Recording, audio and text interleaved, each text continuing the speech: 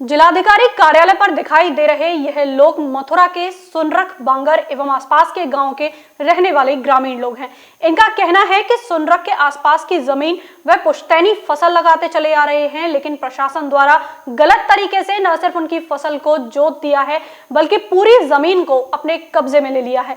उनका कहना है कि प्रशासन की यह कार्यवाही नियमों के विरुद्ध है। जिन किसानों का नाम खसरा खतौनी में है, उनकी जमीन को भी प्रशासन द्वारा अपने कब्जे में ले लिया गया है।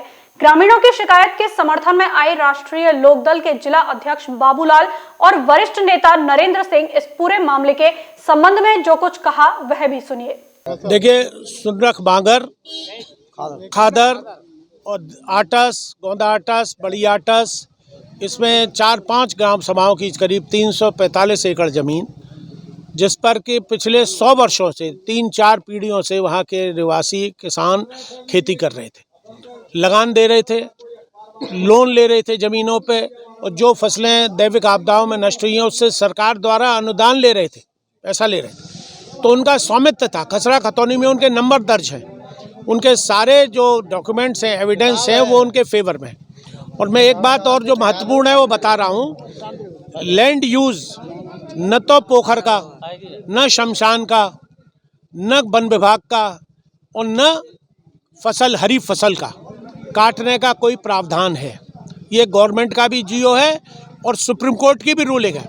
जहाँ चकबंदी भी होनी हो और अगर वहाँ पर वो ज़मीन का अधिग्रहण हो रहा हो तो वो हरी फसल जहाँ खड़ी होती है उसको छोड़ दिया जाता है कि जब फसल कट जाएगी हरी फसल को नहीं काटा जाता है। इन्होंने सबसे बड़ी जो भूल और गलती की है, अगर इनको लेनी थी ज़मीन जो कि इलीगल है, वो ये फसल बोने से पहले लेते। किसानों ने दिनों दिन डीएपी के लिए लाइन में लगकर वहाँ पे डीएपी ली, फिर फसल बोई, गेहूं की फसल, लहलहाती फसल, इतनी अच्छी फसल, लाहे की फसल, बरसीम की फसल, उसमें हजारों किसानों का पेट का पालने का साधन था।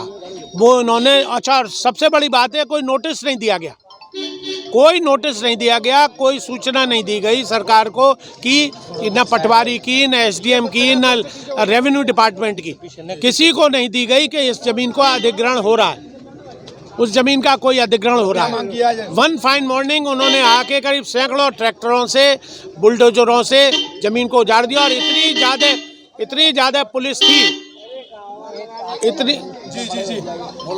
इतनी ज़्यादा पुलिस थी कि महिलाओं के ऊपर उन्होंने बुलडोजर चढ़ा दिए और पुलिस की लाठी चार्ज करा दी। अब मांग ये की है हमने सीधे कि अभी आप 2 महीने इसकी स्थगित कर दें, 2 महीने इसको स्थगित कर दें। 2 महीने बाद आप जब इनका लाहे की फसल कट जाए, 1-2 महीने गेहूं की फसल कट जाए, तो उस वक्त इसको बस ले लें। आप यह स्वेच्छा से दे देंगे, लेकिन इनके पेट में लात न मारी जाए। मैं आपको बताऊं आपके माध्यम से कि नगर निगम बनने से पहले सुनरख ग्राम पंचायत थी, उसमें 350 एकड़ जमीन चारागाह की दर्ज थी। और अब नगर निगम बनने के बाद में उस ज़मीन को रेती की ज़मीन में दर्ज कर दिया गया और उसका यूज अब वन विभाग में किया जा रहा है। तो ये कंट्राडिक्ट अपने आप में ही सरकार है, निगम है कि भाई जो ज़मीन है पहले उसका लैंड यूज परिवर्तित कराइए, इसके बाद में वन विभाग उसको उपयोग कर सकता है। लेकिन दर्ज है रेती में और उपयोग किया जा रहा है वन विभाग में। तो क्या मांग है फिर किसानों की? हमारी मांग है कि किसानों जो जोत रहे थे उनकी सुनवाई की जाए, कायदे से यदि आपकी ज़मीन है तो आपकी ली जाए।